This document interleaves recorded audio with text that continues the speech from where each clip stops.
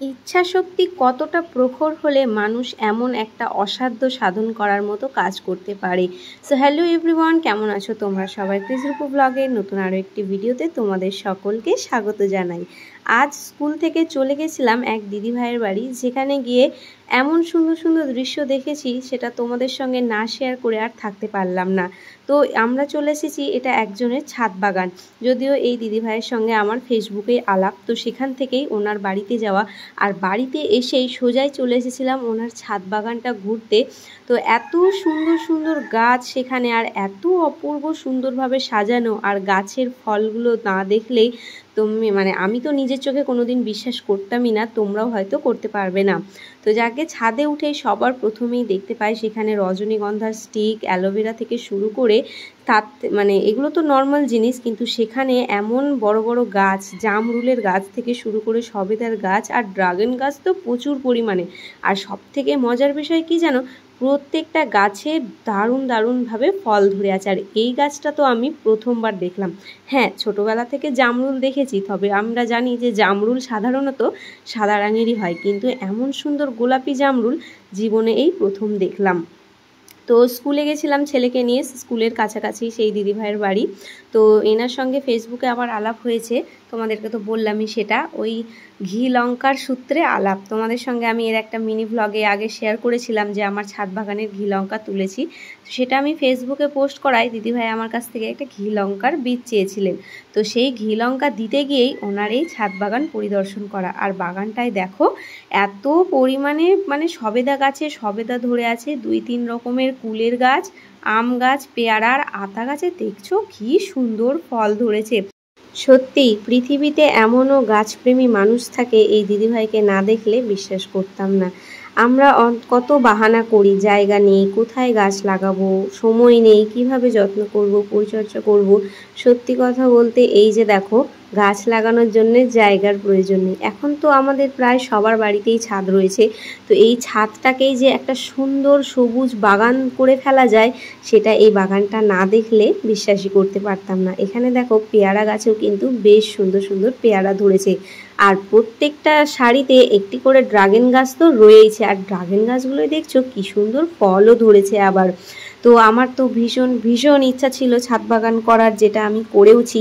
তবে এই দিদিভাইয়ের এই বাগানটা দেখার পরে মনে হলো যে না, আমার ইচ্ছাটা এখনও পূরণ হয়নি। হ্যাঁ, আমি হয়তো প্রথম ধাপটা বা প্রথম পদক্ষেপটা নিয়েছি ছাদ বাগানের, কিন্তু স্বপ্ন পূরণের মতো যে ব্যাপারটা সেটা আমার এখনও হয়নি। আর সেটাকে পূরণ করার তাড়না বা ইচ্ছা শক্তিটা আমার আরও বেড়ে গেল। মনের মধ্যে যেন একটা নিজের ছাদ বাগানের ছবি তৈরি করলাম, যে ঠিক এই রকমই বা এর থেকেও হয়তো আরও ভালো আমি তৈরি করবো। আর দেখো এটা একটা অন্য ধরনের সবেদা দেখালো, আর প্রত্যেকটা শাখায় শাখায় তো এত সবেদার জ্বালিয়ে এসেছে বলার কথা নয়।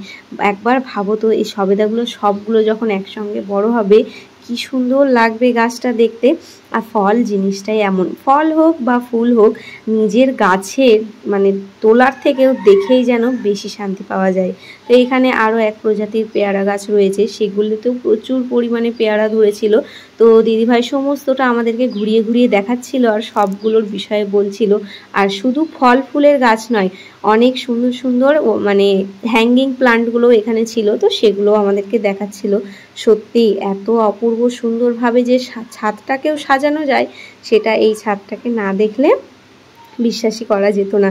তো আমার তো ভীষণ ভীষণ পছন্দ হয়েছে। আর জানো, এই দিদিভাই আমাদেরকে অনেকগুলো কাটিংও দিয়েছে গাছের। আমাকে ওই ওয়াল হ্যাঙ্গিংয়ের হ্যাঙ্গিং প্লান্টগুলোর কিছু গাছের কাটিং দিল, এমনকি ড্রাগন গাছের কাটিং সেটাও আমাকে দিয়েছে। তো আমি তো ভীষণ খুশি হয়েছি সত্যি। সোশ্যাল মিডিয়ার দৌলতেও যে এমন সুন্দর জিনিস দেখব, যদিও আমরা ভিডিওতে অনেক কিছুই দেখি, কিন্তু নিজের চোখে যে এটা দেখব আমি ভাবিনি। আর এদিকে দেখো ওনার বাড়ির আশপাশের ভিউটাও কিন্তু অপূর্ব সুন্দর। এখানে ড্রামের মধ্যে কিছু কাটোয়া ডাঁটা বা লাল শাক যাই বলো, সেগুলোও কিন্তু এখানে ফেলা ছিল। আর দেখো আবারও একটা ড্রাগন গাছ, যেদিকেই দেখছি সেদিকেই তো ড্রাগন গাছে ভর্তি। আর দিদিভাই ওই যে বললাম আমাকে ড্রাগন গাছের কাটিং দিয়েছিল, এই সেই ড্রাগন গাছের কাটিং।